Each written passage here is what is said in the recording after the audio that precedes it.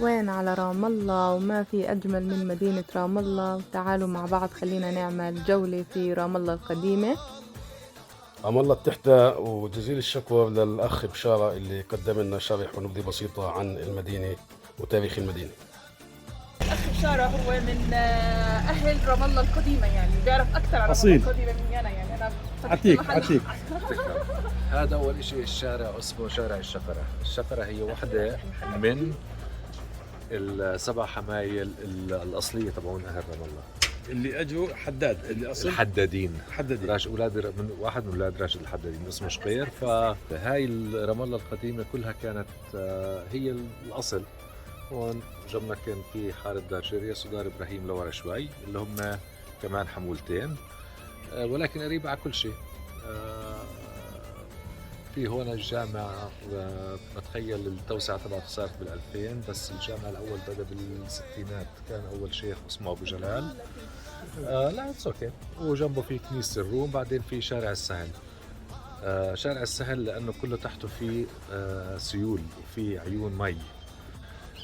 رام الله بدت بال 1528 29 بتخيل لما اجوا من شرق الاردن. يعني أصلهم أردنيين، يعني خلينا لا نقول. الاصل من اليمن، أصلهم من اليمن، من شقة سد مأرب. راحوا على الشوبك، ومن الشوبك قصة كتير ظريفة لازم تقرأوها، مش رح أحكي لك إياها، ولكن أجوا هن والبيرة بدوا بنفس اليوم تقريبا. فكل عائلة من رام الله، كل حمولة من رام الله في لها حمولة مقابلة في البيرة زي تآخي. حلو إنه مدينة رام الله والبيرة بدوا بنفس اليوم. وليش نقلوا من شرق الأردن؟ قصة بنت مسيحية بدهم يزوجوها لشاب مسلم. فعشان ما تنعاد نفس القصة، أهل البيرة سكنوا بمحل وأهل رام الله، ولكن ضلوا كتير قراب على بعض إلى حد اليوم. بس هو كان الاشي بالاردن بده يصير، الشاب بالأردن. المسلم بده بنت مسيحيه بالضبط. فابوها أول ما أخذها. أجوا من سد مأرب نعم. وصلوا على الشوبك. في هذاك اليوم اجى تبع الشوبك الامير كان قاسي، اجى بده اهلا وسهلا. فقالوا له احنا فرحتنا فرحتين انك جيت تسلم علينا، واليوم ولدت بنت. قال لهم بدي بنتكم لابننا. فلما صارت 18 سنه بده الامان تبعه، بده الامان تبعته، وهربوا على فلسطين. هون فلسطين. فلسطين. طب كانت نسبنا يا اخي خلصنا من القصه هاي، بس كيف بدنا نشوفكم كان؟ كيف بدها تبدا القصه؟ بده يصير في قصص في بلادنا، مش هيك؟ صحيح اكيد. اكيد هي الروايه صحيح. فهي هي الروايه. بتعلق الموضوع في دوام المناره والاسود وكذا. الاسود هو راشد الحدادين واولاده السبعه هم شقير، يوسف، ابراهيم، جريس، جغب، عواد، السابع ما هلا بشوف لك ايش اسمه. والشركه. هذول السبع حمايل. فكل هلا اليوم الحلو في اهل او العائلات تاعون رام الله، بس الأصلية. البيرة عائلات ثانيه، عائلات ثانيه كليا.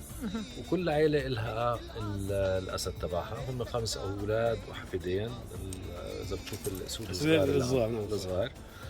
اهل رام الله حوالي فوق ال 98 99% منهم بامريكا، وبشكلوا في نادي اسمه اتحاد ابناء رام الله اللي من هاي المنطقه. اللي هي الجاليه الامريكيه في رام الله. جالية رام الله في امريكا. جالية رام الله في امريكا. بيعملوا اجتماع سنوي او داخل في موسوعه جينيز انه اكبر تجمع عائلي سنوي في العالم. او هم ابناء رام الله في امريكا. ابناء رام الله في امريكا.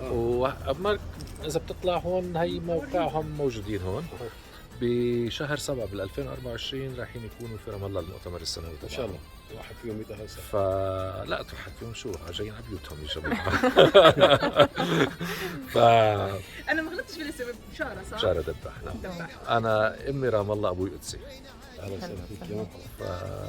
مناصفة. واهلا وسهلا. ايش ما بدكم تعرفوا.